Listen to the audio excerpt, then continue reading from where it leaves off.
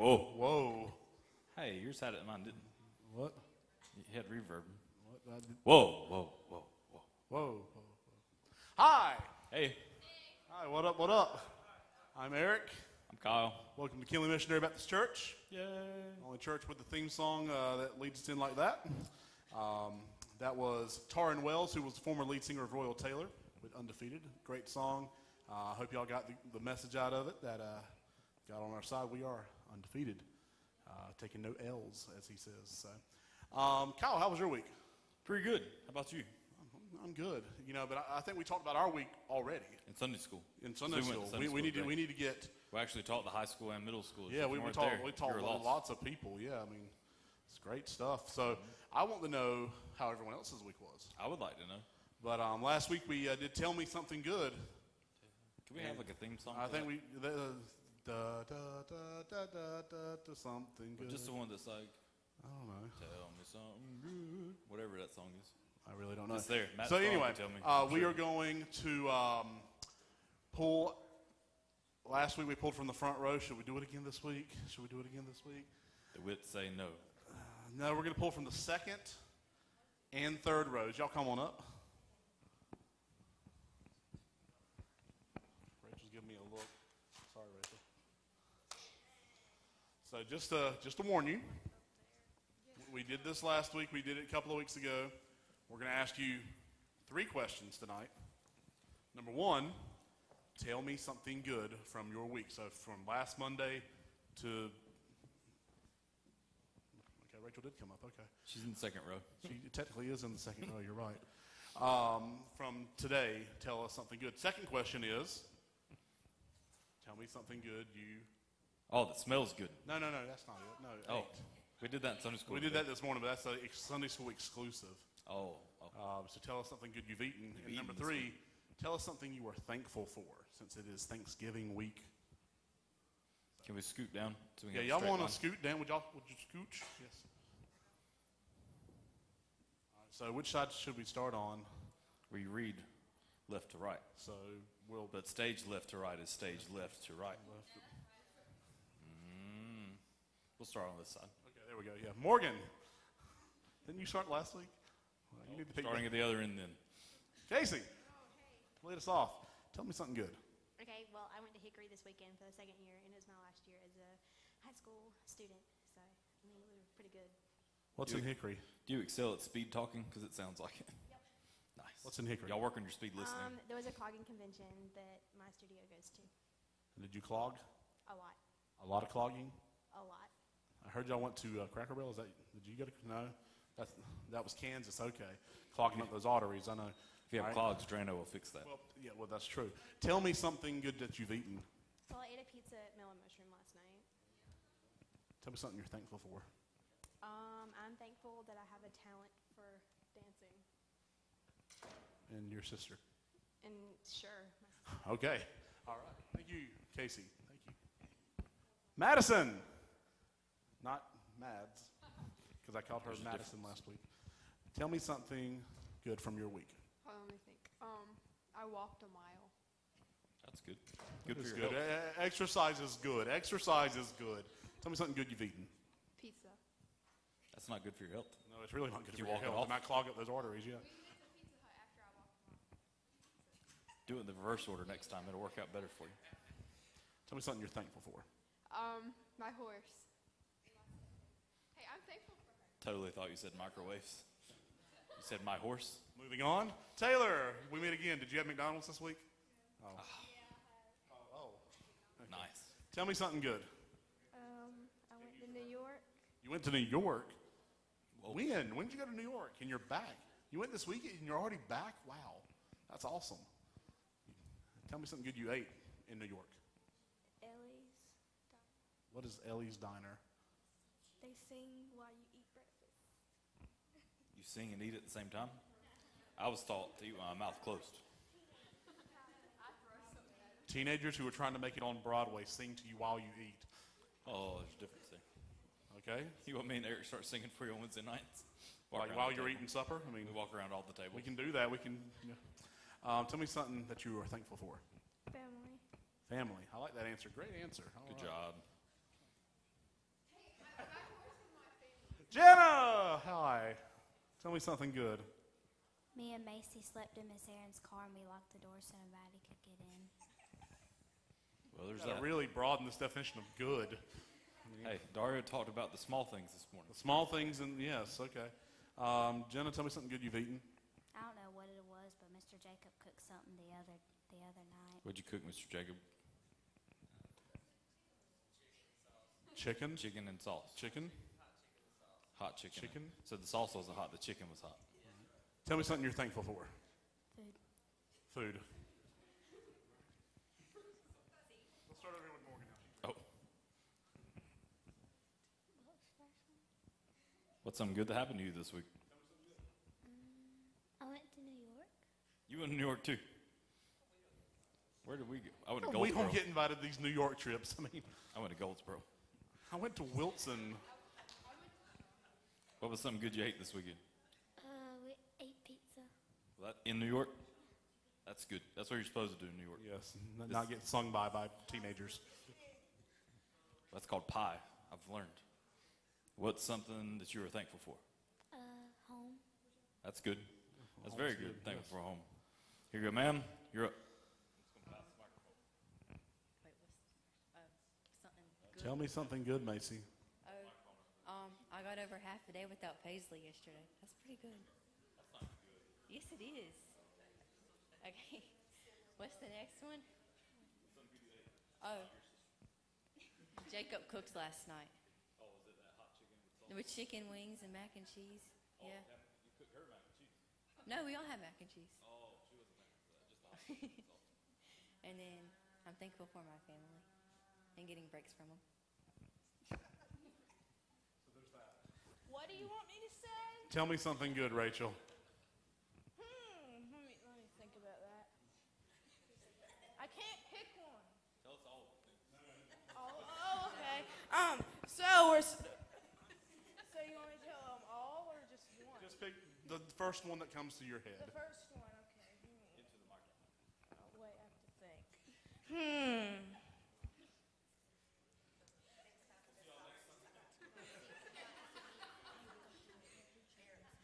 We got to go canned food shopping this morning. I just heard that Canned from food her. shopping, I didn't get it yes. from my own head.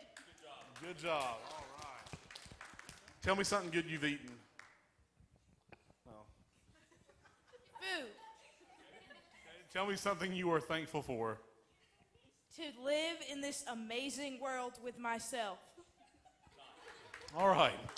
Thank you, ladies. All the y'all may job. have a seat. Thank you. I thought it was just going to be the fact you were amazing, but I guess that works too. You know, honestly, that did not go as bad as I thought it would. I've got I faith. had other expectations. I mean, that's awesome. Y'all did a great job. Miss Aldria, it is game time. Wait a second. Where's Roger? Yeah, where's Roger?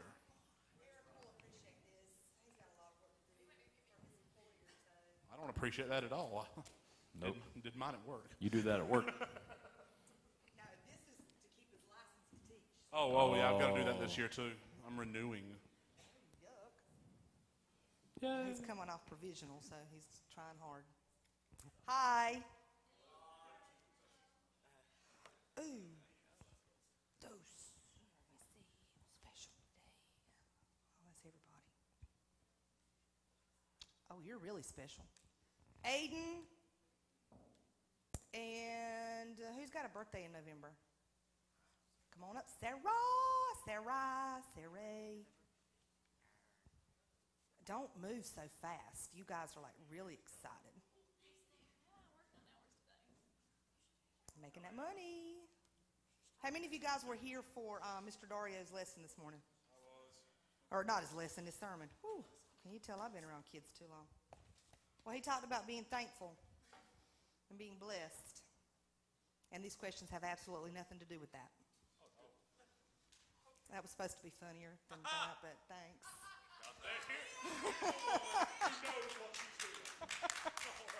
Thank you. Okay, I'm going to ask you guys some questions, and you're going to have to decide if they're real truth or fake lies. That's an oxymoron. So that means real. There you go. But except for the last one, you're going to have to guess a weight. Okay? So the last one don't count. You ready? True or false? Fake or real? The Pilgrims invited the Indians to their first harvest festival. You paid attention, didn't you, Mr. Aiden? No, they did not. Here at Savannah, fake. Yeah, no. They were having their festival and they showed up, remember? Because they taught them how to put the fish in the ground with the corn. Oh, the harvest festival. Yeah. Good job, Aiden. The Pilgrims celebrated Thanksgiving at the end of November. Fake or real? Fake. It was actually mid-September, October. Awesome, because it'd been really cold and all the stuff had been dead by We got a November. high score game 2-1 now. I heard Last that. week we had like 0-1-0. Yeah, last week was rough. The Pilgrims and Indians sat down to a Thanksgiving dinner. Sarah, are you going to move or are you just frozen? Everything's fake? All right, fake. They are thought to have simply set food on an available flat surface like a cut-down tree, and people could eat with their hands because they didn't have silverware. They didn't have steel mills by then. 33% of Americans plan to attend 2 or more Thanksgiving celebrations. If that's true for y'all, raise your hand. Look at that. And is that fake or real? Real. Aiden's got all of them right so far. Yeah, it has. That means we're B-U-S-Ys. Anybody remember what that means?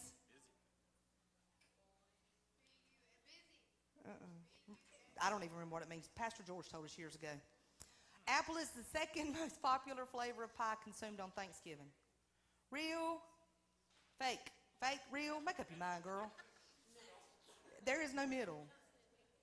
Unless you're... Got that one right again. Fake. What's the score? Aiden's got them all right. Pumpkin, pecan, and apple. So I guess Aiden's just going to win it. I know, you're only down 2, Sarah. I got your back. I would never get this one right. The Lions, Cowboys, and Packers play every Thanksgiving. They're football teams.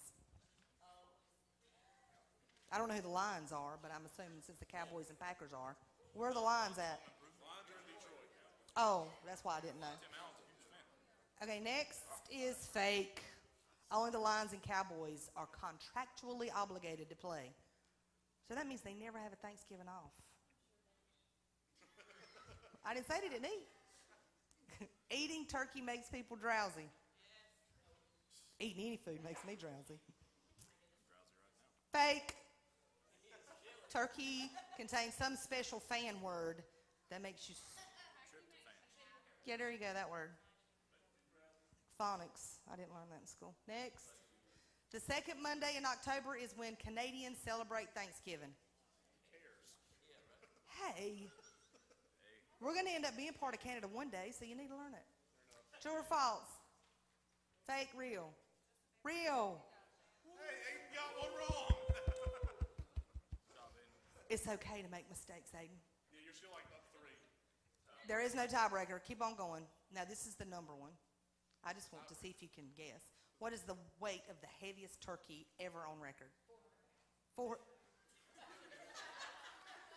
Baby, that's not a turkey. That's a cow. Now, that's some ribs and steak and ham. No. Come on, throw me a number. Well, you've won, period, but I want to see what you think. 23.7 pounds? That's the largest? You can get that in the belly. You can get that like in the belly. Yeah. Come on, guys, realistically. 3.27 pounds. You go. It's 86. Hit it. There you go. That was a big turkey. I'm not going to say something really bad, but $5 or nothing. Is it that hard? You are not a girl. What's in the other hand? Obviously.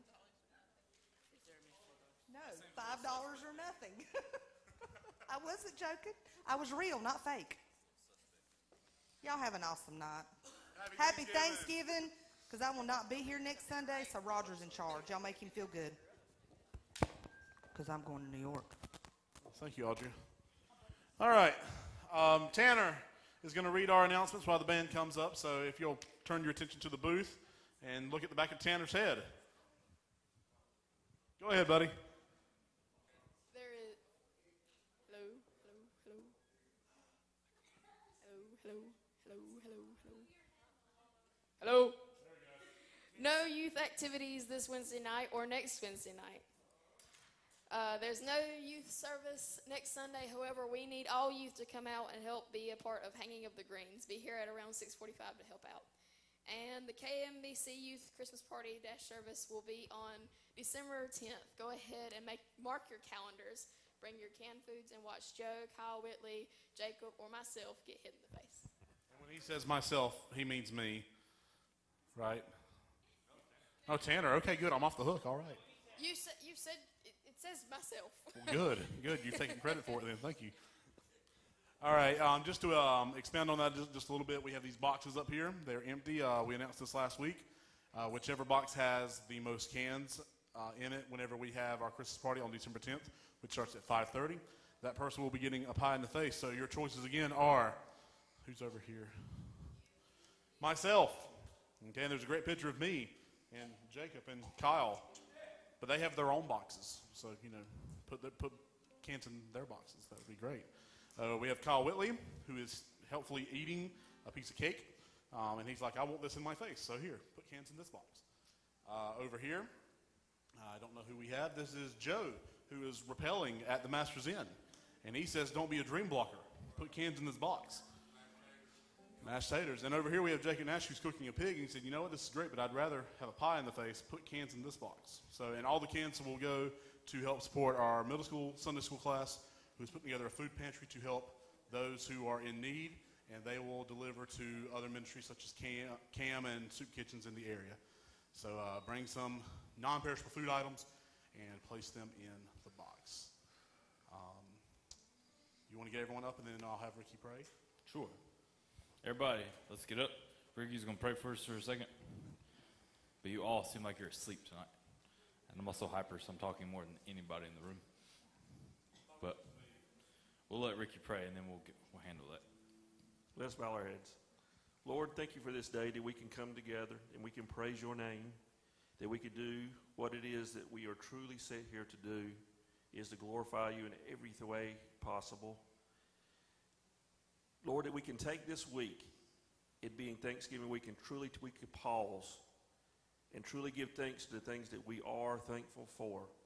It's these things we ask in your name. Amen. Amen. You ain't got to tell me that. I know better. I know better. I know the rules. I know how this works. Everybody, if you will, please come to the front. Hey, Kyle, why do we come to the front? Because you're all very asleep tonight.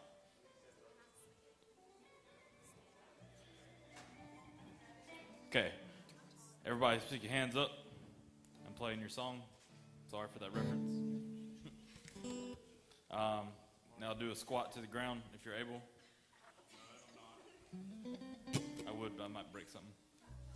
Do a 360. Not in the air, you just spin. Oh, Jacob says in the air. Let's see you try it. 1, 2, 3, try. Bad knee and all, she just did it. All right. We talked about this morning in Sunday school class if you were there. I talked about my problem with myself this morning and the 30-second struggle I had that Jacob has as well sometimes, where during the last song this morning, Daria's message I thought was awesome and hit me where I needed to get hit. And during the last song, it was just really moving. And I was like, man, I should raise my hand. And I was like, nope, don't you raise that hand. So you keep that hand down. And I was like, if I raise it up, somebody behind me might look at me. They're going to come talk to me about how I raised my hand, how that was awesome. I was like, I don't want that conversation. And then I was like, I don't know, maybe I should. And then I was holding Erica's hand, and I was like, man, I love her. It's like, all of a sudden I was like, I hope she don't go up to the front. It's like, I'll hold her hand a little bit tighter so she don't go up there, so I don't have to go up there too or feel obligated. And it's like, man, but that's great though. It's like, look up there, and the whole altar pit was full of people this morning. I was like, that's great. That is a great sight. That hadn't happened in I don't know how long. I was like, this is great. And I was like, you should go up there. Nah, they got it. And I kind of stood there, and I was like, well, all the space is taken up. Everybody's, there ain't no room for me. I was like, we can stand in front of them stairs. And I was like, well, Tim may need to use those stairs. And I was like, no. And then I was just like, me and Tim are close. We can say things like that. But I'll take care of it. Yeah, Tim will come hit me. He ain't afraid. But I came up with all sorts of excuses and stuff inside of me that I battled for about 30 seconds. And by the end of the song, I was like, well, the song's about over. I know how this song goes. I've played that one before. No need to go up to the front now. It's about over. So I can raise my hand up. And I got it right about here to a hey-ya, or, how you doing, hi? But that was something I talked about in Sunday school this morning, is the fact that kind of, it's one of those things, I feel God and the Holy Spirit moving you, and you fight him back. And it's just, that's not right. And then I pray sometimes that God would use me and do great things or whatever he wants done, and I can't even get my hand up past here, like on a Sunday, without, So whatever it is tonight, Lord, or y'all, just if you feel like raising your hands, raise your hands. If you feel like singing as loud as you can, do that. If you just feel like standing there with your arms crossed, like Joy's doing in the front right now, that's fine too. See, you don't have to stop. Keep doing it. But just whatever it is, don't let yourself talk yourself out of what the Holy Spirit's trying to do through you.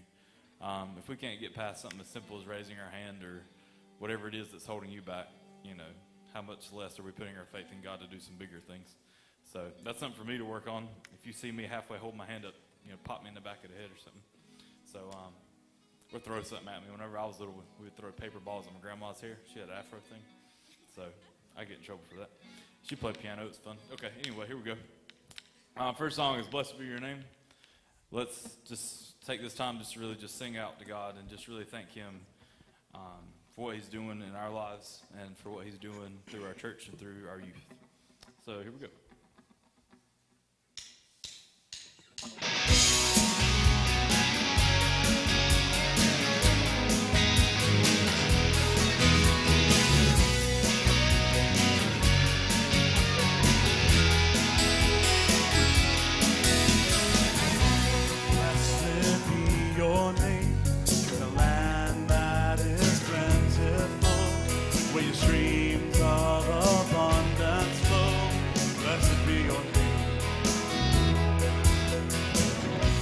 Blessed be your name when I'm found in the desert place. Though I walk through the wilderness, blessed be your name. Every blessing you pour out, I'll turn back to praise. When the darkness closes in, Lord, still I will say, blessed be the name of the Lord. Blessed be your name. Blessed be the name of the Lord. Blessed be your glorious name. Blessed be your name when the sun's shining down on me, when the world's all as it should be. Blessed be your name. Blessed be your name on the road marked with suffering, 'cause it's paid in the offering. Blessed be your name.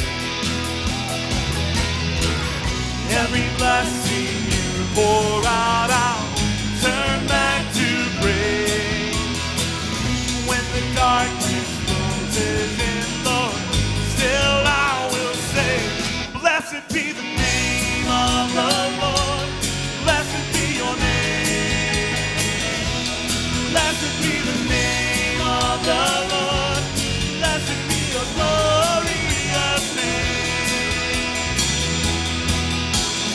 Give and take away. Give and take away. My heart will choose to say, your blessed be your name. Blessed be the name of the Lord. Blessed be your name. Blessed be the name of the Lord. Blessed be your glorious name. Blessed be the name of the Lord. Blessed be your name, Jesus. Blessed be the name of the Lord. Blessed be your glorious name.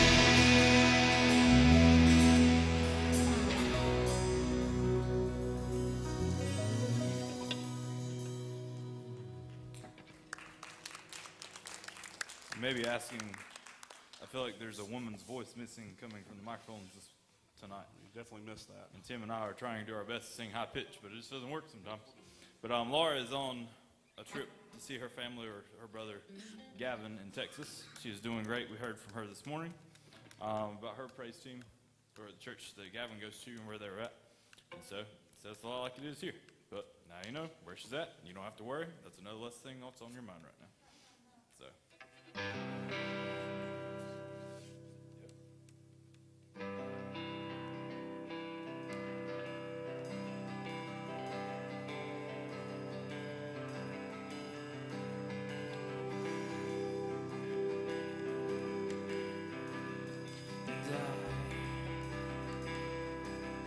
I'm here for you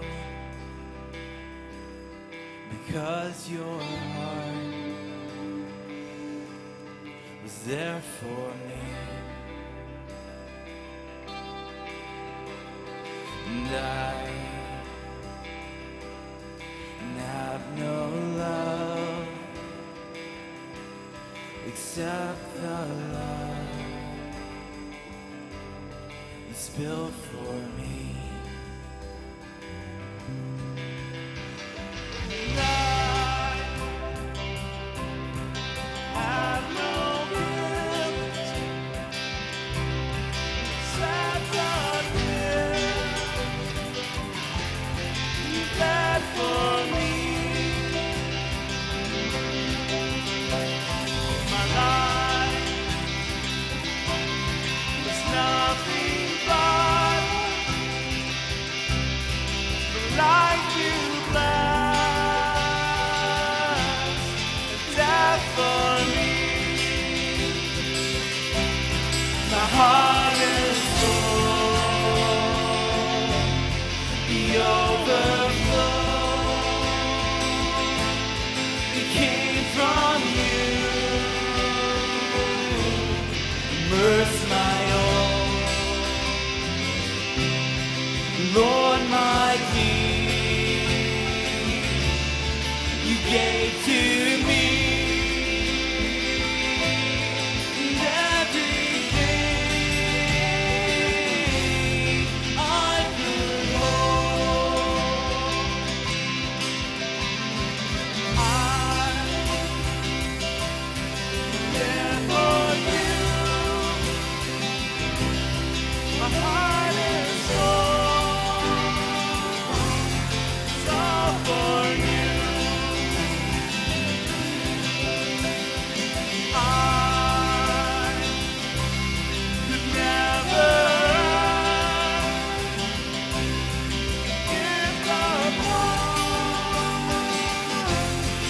on the throne. My heart is full, the overflow. It came from you. Immerse my all, Lord, my King. You gave to me everything I could hold. And all I have is only by your grace. This is the reason I come here today. Forgive the times I came only to find rest. Today I will come to give you my best. My heart is full, the overflow. It came from you. Immerse my all, Lord, my King. You gave to me everything I could hold. Everything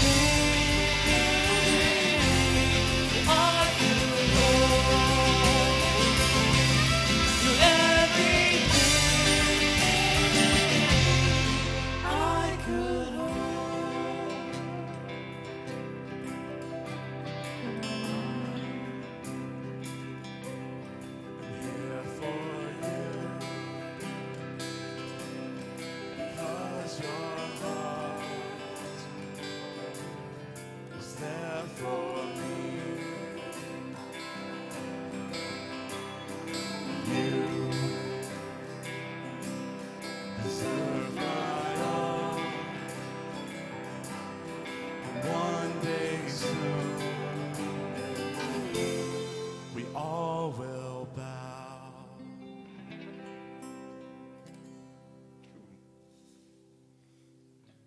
This next song we've done a billion times now. It's the first song, or one of the first songs they ever played on the first night we ever did this. If you know me, this is probably my favorite, not just praise and worship song, but probably one of the favorite songs ever that I have. If y'all could, will you pull up the first verse, please? We'll start there. This song, How He Loves, is written by John Mark McMillan. He lives in Greensboro area of North Carolina. Don't you worry, I'm not saying the words. I scare these people on stage. There's just code, can't say it, we're good. This song, for if you're just glancing at it, it's very, I guess, poetic type written, where it's a bunch of words that say things that don't necessarily say the obvious things. And I'm sure there's a grammatical word for that. What is that word, Mr. Clark? Adjectives. We'll start. It's a descriptive thing. But this first part for me, we had a hurricane a couple months ago, maybe a month ago, a couple months, whatever. My mom is still fixing her garage from where it flooded because of this hurricane, but it kind of stuck out for me. We haven't played this song in a while until we planned to do it this past week, and I thought about it then. I thought about it more today. But it says, He is jealous for me, talking about God, talking about you. God is jealous for you. And it says, His love is like a hurricane, and I am a tree. So did anybody have any trees down during this hurricane? I technically didn't. I have a bunch of limbs. Anybody had any trees down? Okay, Tim's parents have. But we've had trees down. Where I live, we have at least 50 pine trees, at least, around my house. So anytime there's a storm and it's daylight where you can see what's happening, it's very scary. Because you can just see these things like swaying all over the place. And you never know when it's going to fall, and luckily it hasn't yet. But if you'll go to the next line, please. But it says, His love is a hurricane, and I am a tree, bending beneath the weight of His wind and mercy. I thought about it this morning when Daria was talking. It's the fact that God's love and His mercy for us is so huge that it's kind of pretty much like a tree in a hurricane. Not that it's violent, not that it's doing all that, but His love is that big and that huge that ourselves are just that small in it. And sometimes we try to do our best to change what it is God wants, or try to earn what it is that God has for us and His love and His mercy for us. But as we talked about that, we talked about in our Sunday school this morning, we can't get in the way of that. We can't change that. We try to earn it a lot of the times. We try to do our best by not doing certain things, thinking that gives us the right to have salvation, but it doesn't. We do those things to glorify God and out of thanksgiving for God. We do those things, to honor Him. But it made me think about this morning while we were teaching and talking about there's nothing a tree can do in the middle of a hurricane to stop that hurricane from doing what it's going to do. It's never stuck out to me that way, but it's the same way that no matter what God's going to try to do, no matter how hard you fight it, how much you try to do it on your own, you can't. And sometimes it takes God knocking you down as a tree, or making something major happen. For me, that one big thing is, my dad had a stroke when he was completely healthy. Didn't see that coming, and he had a stroke and fell out, and, being told multiple times he was going to die. And, to see him now walking into places and driving a car now, it's like stuff I never thought I'd see again. It's things doctors never thought they'd see again. They told us that multiple times that wasn't going to happen. If anything, first off, he was going to die, but then second, he was going to be a vegetable, if that. And to see what God's done, from the outside, that looks like a bad thing. My dad was a big businessman, made pretty well for himself, always took care of us. I was spoiled rotten. I never had to worry about buying things. I had my car paid for me. It wasn't until those things happened, though, that it made me understand how bad I treated my family, how much I took for granted. I didn't love them nearly enough, didn't tell them that. It's in those moments when you have absolutely no other option is when you break down and start crying and saying how thankful you are, and telling him in a room when he's in a bed and he can't look at you that how much you love him and how much you thankful for what all he's done. I'm thankful I can still tell him that now, but in those moments, you can see, you know, Erica's been dating me for a long time at that point, or at least a couple years, or a year. But in those moments, it changed my family forever. Now, we're not perfect by no means. I'm still a jerk sometimes. I'm not afraid to admit that. But it's changed my family for the best. And it was one of those things that God had, you know, my dad was a tree, and God is a hurricane, and he knocked him down. Now, he lifted him back up. Now, he's still kind of split from where he once was, but I'm thankful for that, and I'm thankful for what he's done, and it took that to wake me up, and to honestly wake my family up, to love each other and appreciate each other the way we do now, and not to be so spoiled as I was. When you wake up one day and all of a sudden you have to start paying your bills, that's a big thing, especially when you're 20 or 21 or however old I was at the time. So I take that and I think about that verse, that sometimes God doesn't knock us down. He just kind of sways us back and forth and lets us know, like, hey, I'm here for you. I love you. Just shake those things off and just accept me. I'm right here. Choose me. Love me. And sometimes we don't want to. We want to sway and fight ourselves back with that. And sometimes God has to go a little further. But just know that tonight, whatever it is you're struggling with, or maybe not struggling with anything, maybe it's just something that's, you feel fine, but maybe God's going to open up something to you. His love and his mercy is that big, that as tiny as a tree is in a hurricane, it's that much bigger. And there's nothing you can do to prevent him from that love or that mercy grasping hold of you. And it's waiting for you if you haven't accepted that. And I still daily try to fight it and try to do my best, thinking I got something to do with it. But sometimes we got to take a step back and realize how great he is and what he did for us. And especially with this week being Thanksgiving, I think it's a good time to say that. So, yeah, how he lives.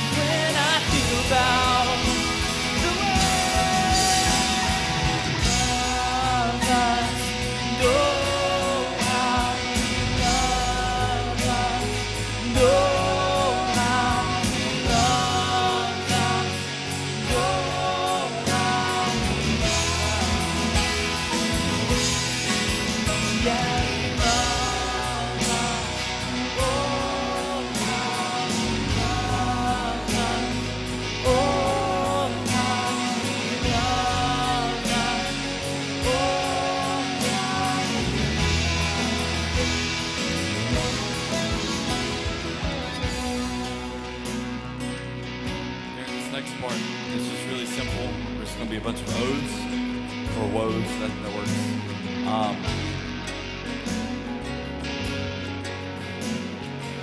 Last time we did this song, I told you whatever's on your heart, just kind of just let it out right now. If there is something beating down on you, let it out. Woe is such a simple word. It can mean so much.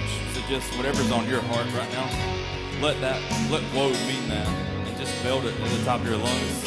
Woe is a word you don't really have to sing on key, so just sing it as loud as you can.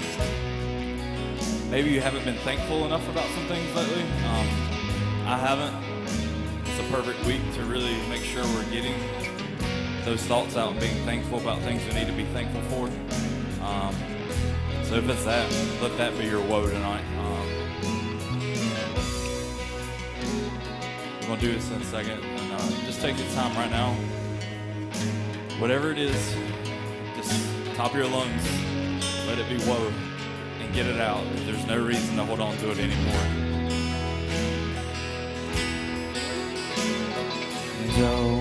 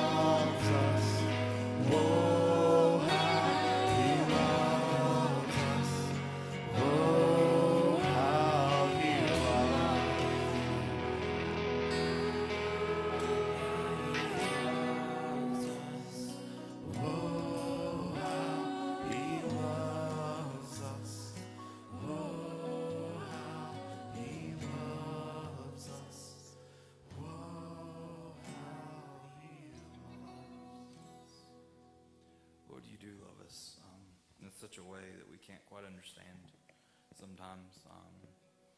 I don't have a kid yet, but I hear sometimes when you have a kid, it's a new love you never knew you could have. And Lord, each one of us is your child, and I just can't imagine the love that you have for us, Lord, that you would reach past all the things we do, Lord, because I've done some things. We all have. And sometimes I let those things rear their heads, and I think about them, and I think about those things, and meditate on those, and instead of just realizing the fact that you've erased those, that you've wiped me clean of those, I don't need to keep bringing them back up. Lord, I know I ramble sometimes and my mind goes all over the place, and I thank you for patient people that are willing to hear me out. Tonight, Lord, Lord, we need to be thankful all the time. We don't need a day to tell us to be thankful, but Lord, I am thankful for Thanksgiving. Sometimes with work or school or whatever it is, just life in general, we get so busy and so caught up on the next thing and the next big thing and all these fancy things that we don't thank you for what we do have. We're not appreciative for what we have.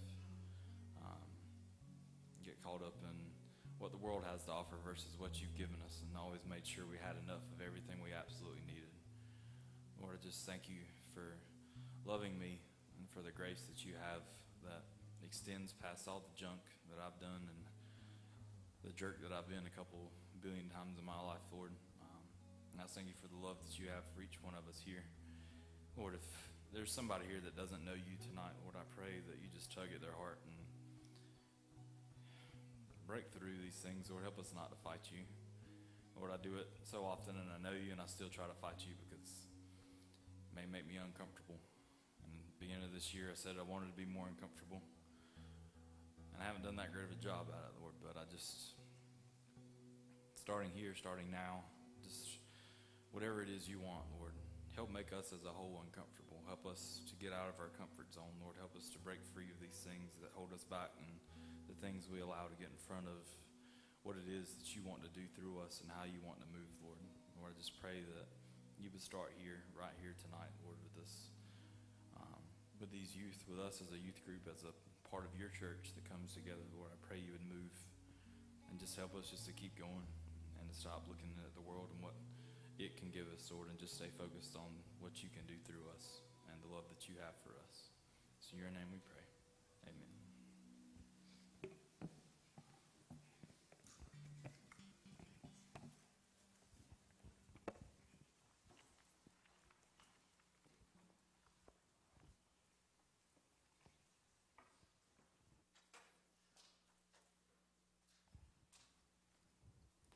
How are y'all tonight?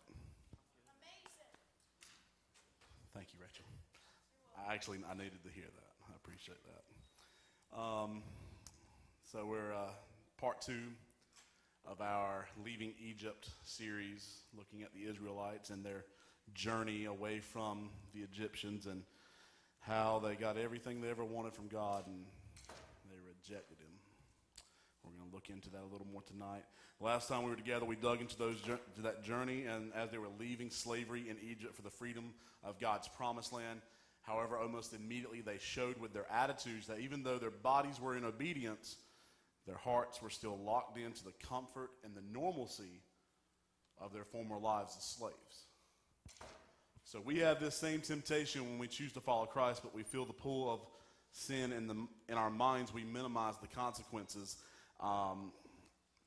I was talking with Jacob Nash earlier about a situation. You know, we try to rationalize our sin. We try to defend it, especially when we know it's wrong. We try to make excuses for it. You know, and when we go to choose Christ, you know, Christ should be honored above all. And we're going to talk about that tonight. Today we're going to wrap up this quick look at the Israelites by focusing on the final steps of that journey before experiencing the land that God promised them. So just like last time, there's a strong chance that you're going to feel a connection to the mindset of the Israelites. So I want you to keep your heart and mind open to what God wants to show you with our text today. So many years pass as the Israelites go back and forth between obeying God and complaining about him. They really acted like a lot of teenagers here. I mean, no offense, guys. But, you know, I mean, I was a teenager. It's how I acted. Maybe y'all act different. I hope y'all act different.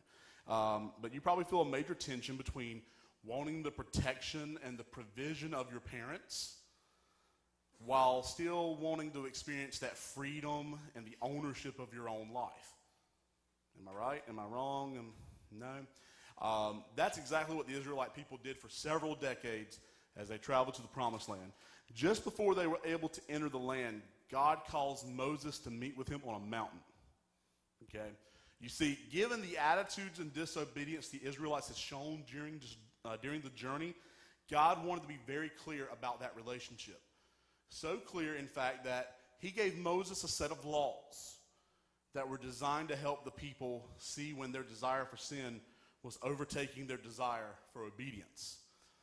Anyone know what we call these laws? There's 10 of them. If you say the Bill of Rights, no. Okay. It's called the 10 Commandments, and this is where we pick up with the Israelite people. If you'll turn in your Bibles to Exodus chapter 32. Now, the 10 Commandments was written in chapter 21, but we're going to skip ahead a little bit. Y'all know the story there. God went up there, came back with 2 big stone tablets with 10 laws on them. Exodus chapter 32, we're going to be looking at verses 1 through 4. Hold your Bible up when you get there, or your phone. Nice. All right. What do we say when we hear turning your Bibles? We did this at the camp. Hallelujah. Woo! We're opening the Word of God. That's exciting. So, Exodus chapter 32, verses 1 through 4. When the people saw that Moses was so long in coming down from the mountain, they gathered around Aaron and said, all right, come, make us gods who will go before us. As for this fellow Moses who brought us up out of Egypt, we don't know what happened to him. And Aaron answered them, take off the gold earrings that your wives, your sons, and your daughters are wearing and bring them to me. So all the people took off their earrings and brought them to Aaron. He took what they handed him and made it into an idol cast in the shape of a calf, fashioning it with a tool. And then they said, "These are your gods, O Israel, who brought you up out of Egypt." So I'm going to cut away from that just for a second. We'll come right back to it. I don't know if you realize this, but all we do all day long is worship. From the moment you wake up in the morning to the second your eyelids shut at night, we are in a constant process of worship. Now, does that mean we're reciting Psalms and singing Chris Tomlin every moment of the day? No. I mean, unless you actually do that. I'm not putting that down. That sounds actually pretty awesome. But it's not likely that we are doing that. What I mean is that everything we do is an act of worship. Worship is simply giving your attention and devotion to something, showing it what it's worth to you. You could be worshiping with sports or grades or yourselves or other relationships. We are wired for worship. God created this way, and he did this for a specific purpose. So before we unpack that concept, let's go back to the Israelites. Moses is up on that mountain. It's taking him a while, and the people were like, forget that guy. We don't know what happened to him. Give us a golden god. Give us a golden god, an idol that we can worship. And it just doesn't make sense to me. God brought them out of slavery. He fed them with bread falling out of the sky and was about to deliver some incredible land to them, God, the promised land that he's been promised them. And the first chance they get, Moses is out of the house, first chance they get, they start worshiping a cow. Now, I like cows. Cows are fun to look at. They are delicious. Okay, both in burger and steak forms. They give us milk, which gives us cheese, and I like cheese as well. They are fun to tip over at 2 a.m. when your neighbor's asleep and you're 14 years old. Don't tell him. Just don't do that either, by the way. I'm not promoting that at all. But it's a cow. Okay, now I've been to some places around the world where cows kind of had like the leeway. I mean, when I went to Africa, they weren't considered gods, but they let them roam around everywhere. I mean, we got stopped in a road, and there was a cow there, and it just sits there like it owns the place. And I'm like, what do? Well, we wait for it to move. Like, we can't move. No, you can't honk the horn. No. So we go to back up, and there's a cow behind us. We're kind of stuck between two cows in the middle of Africa, and we can't do anything because, well, they're just there. We got to wait for them to move, wait for their own sweet time. That was kind of weird to me, but nothing as weird as worshiping a golden cow. Now, let's take what we just learned about worship, that it's, something we give our devotion to, and let's mix it in. This will make a little more sense. The Israelites, just like us, they're wired for worship. Up to this point, they had primarily directed this worship towards God. But the moment they felt God had left them out to dry, they sought another outlet for their need to worship. So before we start launching insults at the Israelites, like, oh my goodness, how could you be so dumb for turning your back on God to worship a golden cow that isn't even a copy of something that we should be worshiping in the first place? Let's take a look at our own lives. If we're really honest, and if we're really honest with ourselves deep down, we do something similar. We have these incredible experiences with God at Caswell, or at the Master's Inn, or in Pennsylvania, or at Deep Impact. And we follow him for a season, and we even take that crazy step of leaving Egypt and our sin slavery behind, but then something changes. We hit a patch of life that is hard, like a tough semester at school, or maybe your boyfriend or girlfriend broke up with you, or maybe your job is giving you more hours and you have to balance school and work, and maybe you didn't make the basketball team, or maybe you made golf playoffs and you have to turn that into something, or maybe just everything comes crashing in at the same time. Maybe a family member gets sick, maybe your friends change, maybe something like that happens. Maybe we don't get into the college we've always dreamed of attending, and God begins to feel far away when all this happens. And when life hands us those tough circumstances, our need for worship clashes with our trust in God, and we start looking to other people into other things to take his place as our object of worship. So how do we fix this mixed up worship problem? We're going to fast forward a little bit through Israel's history. Turn to 2 Kings. 2 Kings, we're going to be in chapter 10 of 2 Kings for these next few verses. And we're going to fast forward through Israel's history and look at the fallout from yet another worshiping blunder. At this point, Israel's former king Ahab, he made a very similar mistake, and he chose to worship false gods like Baal, and even built temples to this false god. After Ahab was dethroned, instructions were given to remove the false god or false gods. Are we in 2 Kings chapter 10? Hallelujah. Woo, all right. Reading verses 24 through 27, verses 24 through 27. They went in to make sacrifices and burnt offerings. Now Jehu had posted 80 men outside with this warning. If one of you lets any of the men I am placing in your hands escape, it will be your life for his life. As soon as Jehu had finished making the burnt offering, he ordered the guards and officers, go in and kill them, let no one escape. So they cut them down with the sword. The guards and officers threw the bodies out and then entered the inner shrine of the temple of Baal. They brought the sacred stone out of the temple of Baal and burned it. They demolished the sacred stone of Baal and tore down the temple of Baal. People have used it for a latrine to this day. Well, Jehu led the charge to recalibrate the country's worship. Now, this passage may seem a little violent, but what these guys did was necessary to bring the whole country back to worshiping God. In order to worship God, the other idols couldn't just be ignored or demoted. They had to be eliminated. So we have to dethrone and destroy our idols in order to make God first in our worship. Or are we willing to do that? Are you willing to make your dreams, your possessions, your relationships, your status, your success, your future, are you willing to make it not relevant in comparison to the importance of getting closer to God and worshiping Him and Him alone? Now, it's funny that I'm up here telling you this. This is by no means an easy process. If I was the poster boy for this, it would be a miracle in itself, because I am the last person who should be telling you this. I am not worthy to give you that message, because truth is, I don't worship God all the time. I mean, I worship other things in my life all the time. I worship my job. I worship the people around me. I worship my relationship status with my family and with my friends. I worship music. I worship food. I worship all these things. And then comes God. And it's not easy. It takes a lot to remove something that has been important to you and replace it with something else. And usually this process happens over time as you grow to love something or someone.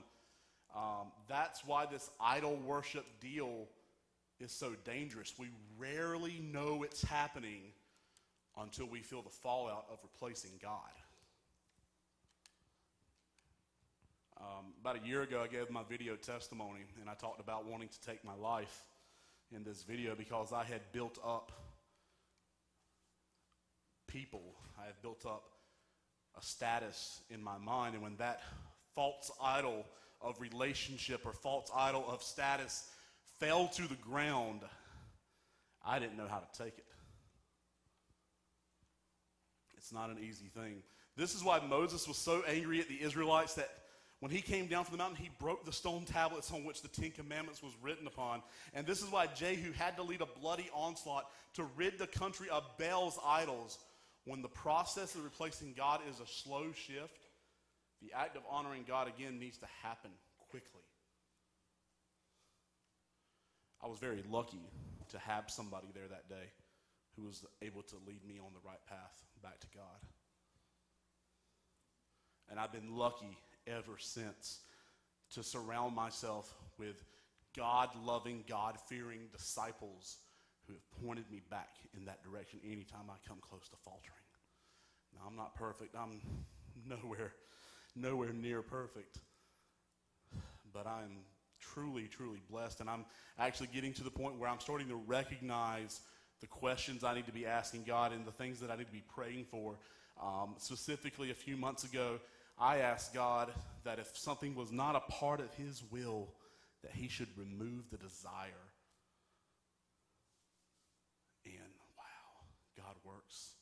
did. And I got off that path quick because it was only going to lead me to a life that it wasn't meant for me. So, why is all this worship stuff such a big deal? What is really at stake? If I care about stuff, people, or myself more than God, what's really at stake? Well, here's the real gravity of the situation. Everything is at stake. Everything is at stake. Your life, your identity, your future, everything is at stake. We're going to look at a quick video by a guy named Francis Chan. And I wasn't planning on showing this video this week when I was going through and working on the message tonight. The scripture we're using is from the book of Jeremiah. You can go ahead and turn to that now. Jeremiah chapter 2, verses 2 through 3 and 5. And I was going through, and then randomly this week I was just looking at some videos. I like to listen to Francis Chan. He's pretty awesome. I'll tell a quick story about him in a minute. But I watched this video called God is Better. And he uses this verse, and it just kind of hit me like, okay, I need to show this to everyone. So we're going to watch Francis Chan, God is Better. The band, you can go ahead and start to come up during the video, and then we'll close this out. So go ahead, buddy.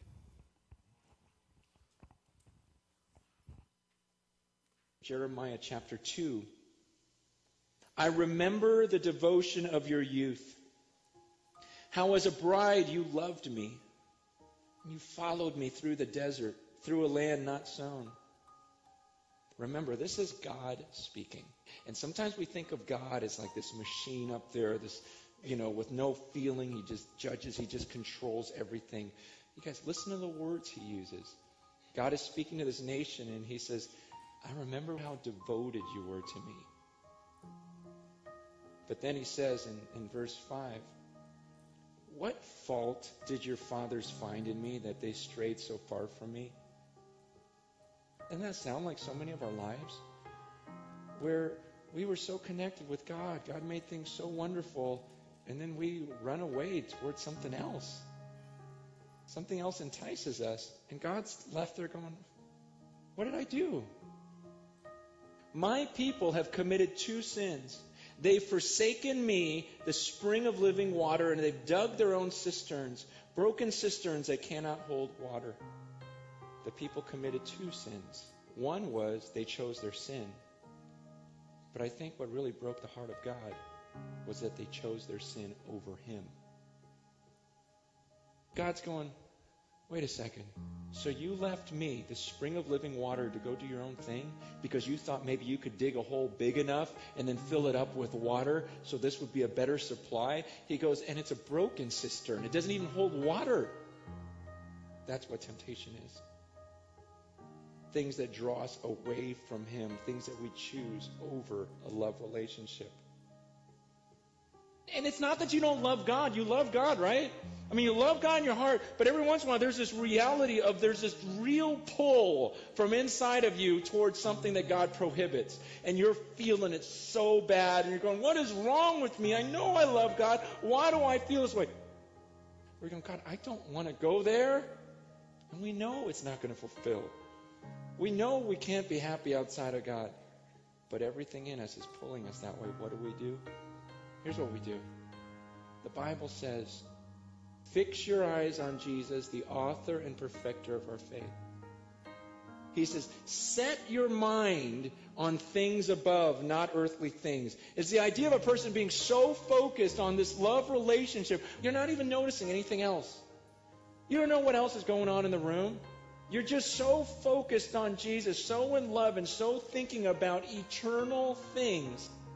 That's the idea. We have to run toward Jesus, the author and perfecter. We have to fix our eyes on him so that all these things are dangling in front of our face, but we don't even notice it. There's one reason why you should walk away from whatever temptation you're facing right now. There's just one reason. God is better. He is. He's so much better. It's not even a comparison. God is better.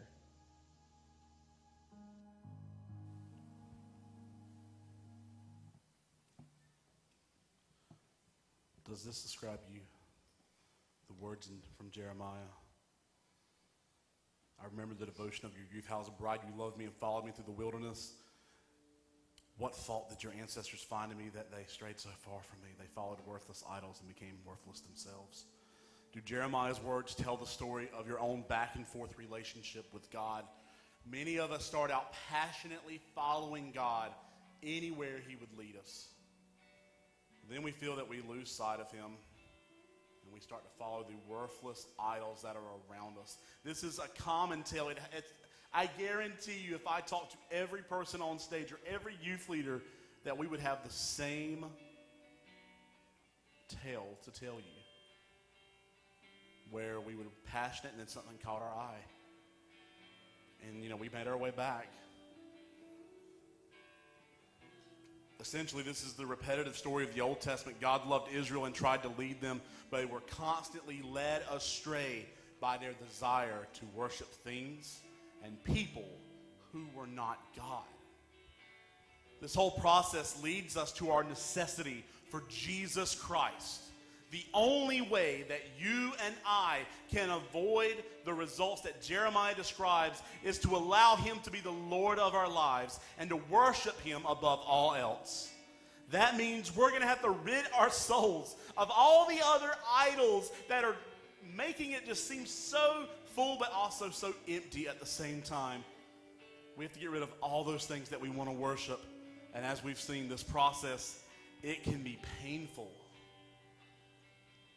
But I promise you, it is totally worth it. I'm going to leave you with this point, and then we're going to sing We Fall Down.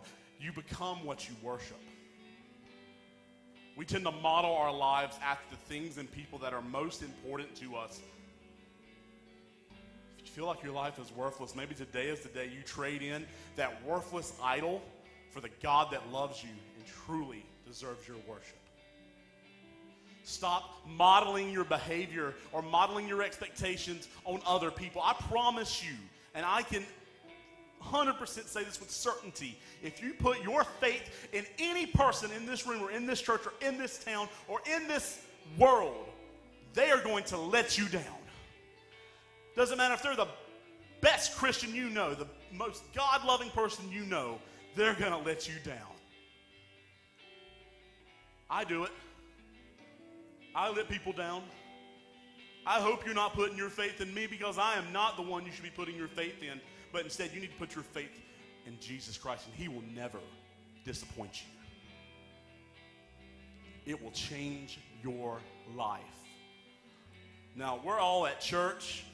Maybe it's because your families have come to church forever and they kind of forced you here tonight. Maybe you truly love coming on Sunday nights. I hope you do, and I hope you keep coming. But coming here doesn't make you a Christian. I'm sorry to break that news to you. Coming here is not the secret recipe, the secret formula. Because, I've been in church my whole life, and I'm just now starting to get it, because I finally started praying that God would open my eyes, and he has opened them. Maybe that should be your prayer tonight, for God to open your heart to accept him and to truly focus on nothing more than to serve the God of creation, the God of our universe, the God alone who raises kings, the God who gives us might and power, the God who has saved us from ourselves, saved us from our sin, saved us from the slavery that we were bonded to. Like I said, it will change your life. And allowing him to have his throne back in your heart, that will fulfill the purpose behind leaving Egypt in the first place. Leaving that sin behind, that will fulfill that purpose. It will give you an eternal, intimate, personal relationship with your loving Creator. And that is the only thing that I can put my faith in tonight. We're going to sing We Fall Down. It's a very simple song. Young Disciples classic. Any of y'all remember the Young Disciples? I doubt it. But We're going to sing this song. I love it because it's so simple. We fall down. We lay our crowns. We lay our idols at the feet of Jesus. We worship the greatness of his mercy and love at the feet of Jesus. And we cry, holy is the Lamb. Please stand with us as we worship him tonight. As we close with We Fall Down. And I asked that if you need to pray that prayer, if you need to come face to face with God, if you need to get back on track with him, don't wait until you leave tonight, guys. Do it now. Find somebody.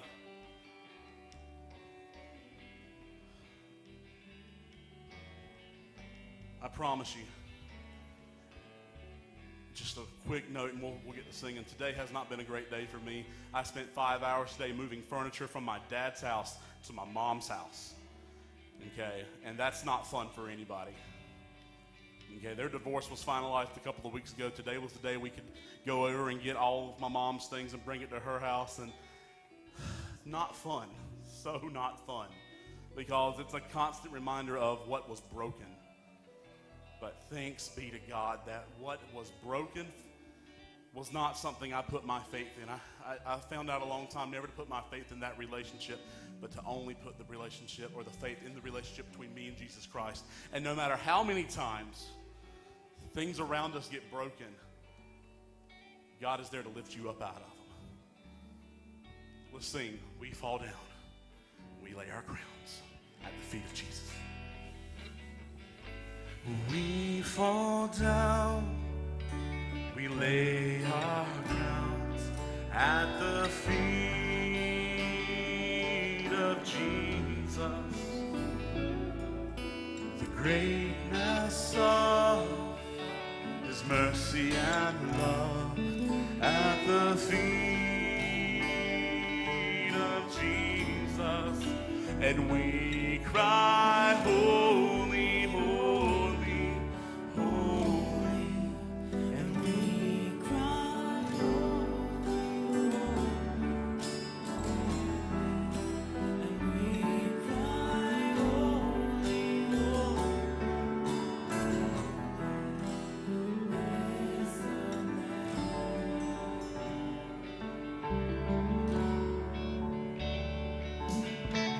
we fall down, we lay our crowns at the feet of Jesus. The greatness of his mercy and love at the feet of Jesus. And we cry, holy, holy, holy. And we cry, holy, holy, holy. And we cry, holy, holy, holy is the Lamb. And we cry, holy, holy, holy. And we cry, holy, holy, holy. And we cry, holy, holy.